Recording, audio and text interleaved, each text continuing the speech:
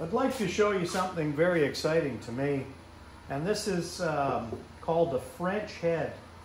Now I must admit the IG community is just fantastic, and Mr. George Malley sent me this spindle, which is completely, well, for the most part it's been outlawed since about the 90s.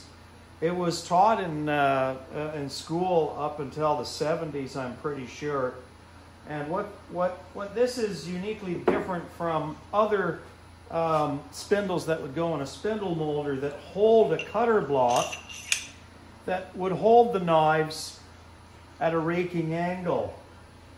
Now this one, as you can see, let me come up and I'll show you a little closer.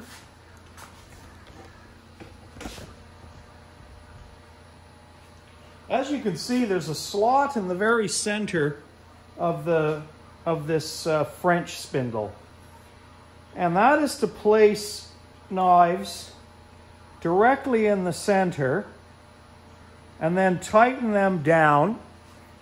Now, of course, this back would hit and you'd have to grind that to balance. But you can even put balancing knives hanging above the cut. At any rate, what this does is it allows you to grind custom shapes and only to grind one. And the profile of the grinding is exactly the shape of the molding. So it's very rapid to make custom moldings with a French head. Now it's made to run limited runs, obviously, because there's no rake angle on this. It acts as a high-speed scraper. Works very good in hardwood. I'll be demonstrating it over the holidays, and I've always wanted one, and so I'm very grateful. Now the reason it's a scraper is because the knife is directly in the center, and it actually doesn't have that rake angle or progressive cut.